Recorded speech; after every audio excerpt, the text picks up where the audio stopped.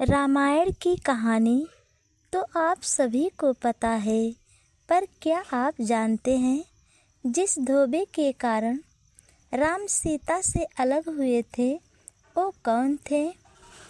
यह बात उस समय की है जब माता सीता अपने विवाह के पूर्व अपने सखियों के साथ बगीचे में भ्रमण कर रहे थे।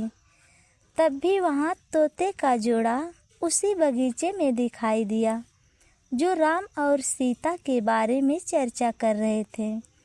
उत्सुकता बस माता सीता ने दोनों को पकड़ लिया और भगवान श्री राम के विषय में पूछने लगी। वो दोनों राम जी का बखान करने लगे। उसके बाद तोते के जोड़े ने जाने की बात कहने लगे, लेकिन माता सीता जी ने कहा कि जब तक स्वयं श्री राम जी आकर मेरा वरण नहीं कर लेंगे तब तक तुम दोनों मेरे घर सुखपूर्वक निवास करो।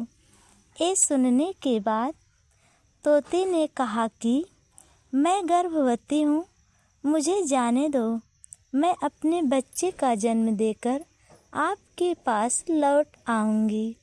कई बार प्रयास करने के बाद माता सीता ने उसे नहीं छोड़ा तो दुखी होकर तोते ने माता सीता को श्राप दिया कि जिस तरह तुम मुझे अपने पति से अलग कर रही हो, एक दिन तुम्हें भी गर्भवती होकर अपने पति से अलग होना पड़ेगा। और फिर उसने यह कहकर प्राण त्याग दिया। इस बात को भी कहा कि मैं मनुष्य रूप में अयोध्या में जन्म लूँगी और मेरे ही वाक्य के कारण तुम्हें पति वियोग का कठिन कष्ट उठाना पड़ेगा। तुम गर्भवती होगी और गर्भवती अवस्था में तुम्हारे पति तुमसे अलग हो जाएंगे। जिस तरह मैं अपने पति वियोग में तड़प रही हूँ, उस तरह तुम भी अपने पति के वियोग में तड़पोगी।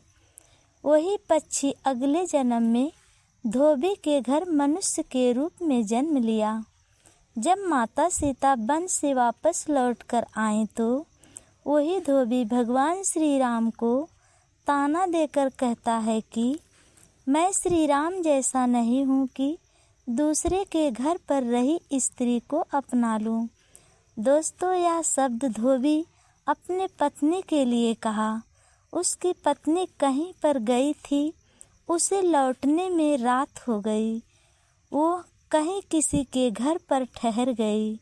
सुबह आने पर धोबी भगवान श्री राम को बोली बोलकर सुनाया कि मैं श्री राम नहीं हूँ कि तुम्हें अपना लूँगा। यही शब्द भगवान श्री राम को चुभ गई, जिससे कि माता सीता को गर्भवती अवस्था में वन में छोड़ना पड़ा। दर्शकों, यह वीडियो आपको कैसी लगी? अगर पसंद आए तो लाइक सब्सक्राइब ज़रूर करना। कमेंट में जय श्री राम अवश्य लिखना।